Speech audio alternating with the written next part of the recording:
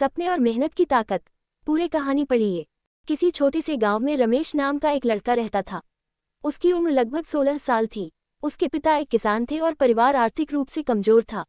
लेकिन रमेश के पास एक सपना था, वह एक बड़ा इंजीनियर बनना चाहता था। रमेश की पढ़ाई के लिए सुविधाएं बहुत कम थीं। गांव में केवल एक छोटा सा स्कूल था, जहां न तो बिजली थी न ही इंटरनेट।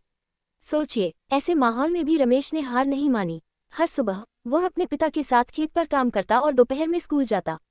रात में दिए की रोशनी में पढ़ाई करता। उसके दोस्त अक्सर कहते, अरे रमेश, चल थोड़ा खेलते हैं।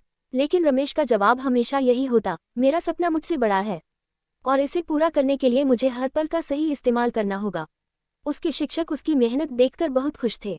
एक दिन उन्होंने कहा, रमेश, तुम्हें सरकारी छात्रवृत्ति के लिए आवेदन करना चाहिए। ये केवल टॉप 3 छात्रों को मिलती है। रमेश ने ठान लिया, वह इस छात्रवृत्ति को जरूर हासिल करेगा। फिर क्या था, रमेश ने दिन रात पढ़ाई की।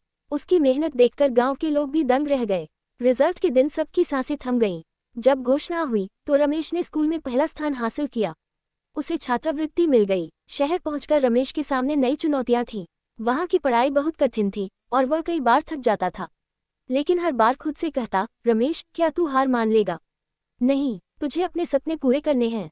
कुछ वर्षों की कड़ी मेहनत के बाद रमेश ने इंजीनियरिंग की डिग्री टॉप ग्रेड्स के साथ पूरी की। क्या कमाल की बात, गांव के लोग उसकी सफलता पर गर्व महसूस करने लगे। जब रमेश को एक बड़ी कंपनी में नौकरी मिली तो वह अपने गांव लौटा। गांव वालों ने उसे गले लगाकर कहा, तूने हमारे गांव का नाम रोशन कर दिया। रमेश ने बच्चों के लिए एक पुस्तकालय बनवाया और कहा, सपने देखो, मेहनत करो और कभी हार मत मानो। अगर मैं कर सकता हूँ तो तुम सब भी कर सकते हो। ये कहानी हमें सिखाती है कि चाहे कितनी भी मुश्किलें हों, अगर दिल में जुनून हो और मेहनत करने की ताकत हो तो कुछ भी असंभव नहीं है। Thanks for watching. कहानी अच्छा लगा तो प्लीज़ चैनल को सब्सक्राइब कर दीजिए और वीडियो को लाइक कर करके एक प्यारा सा कमेंट कर दीजिए।